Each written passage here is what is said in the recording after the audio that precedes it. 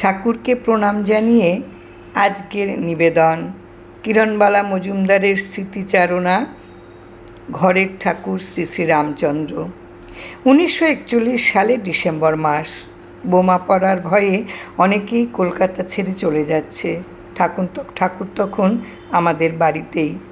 আমাকে এসে অনেকেই বলছে যে এখানে থাকতে ভরসা পাচ্ছে না। তো ঠাকুরের কাছে গিয়ে তারা বলল কলকাতা ছেড়ে আমরা চলে যাব।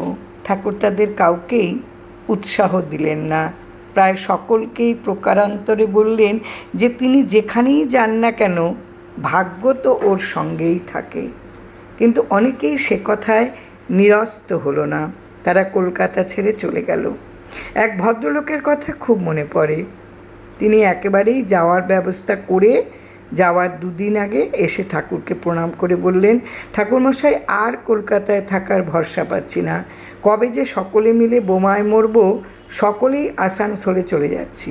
ভদ্রলোক কিছুকাল আগেই জাপানি বোমার ভয়ে বোধহয় আসাম থেকে কলকাতায় এসেছিলেন, আবার কলকাতা ছেড়ে চললেন, যতদূর মনে পড়ে আসানসোলে। ঠাকুর তাকে বেশ রসিয়ে বললেন, যম যদি তারা আসাম থেকে কলকাতায় আসতে পারে তাহলে পথ চিনে যম আসানসোলও যেতে পারবে, আর যদি না চেনে তবে জিজ্ঞাসা করতে করতে যম যাবে। তার এরকম কথা সেই লোক কিন্তু নিরস্ত হলেন না, তিনি গেলেন।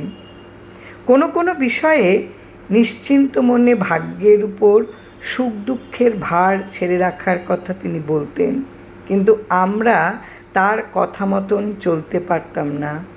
সকলেই কলকাতা ছেড়ে চলে যাচ্ছে, কি হবে কি জানি। ঠাকুর বাড়িতে আছেন, তিনি কোথাও যাওয়ার কথা বলছেন না, তাই ইচ্ছে হলেও আমাদের কলকাতা ছাড়া হচ্ছে না। একদিন তাকে খোলাখুলি জিজ্ঞেস করলাম, বাবা এত লোক কলকাতা ছেড়ে চলে যাচ্ছে, আমরাও কি যাব? ঠাকুর বললেন, সত্যনারায়ণ কি এই কয়জনকে রক্ষা করতে পারবে না?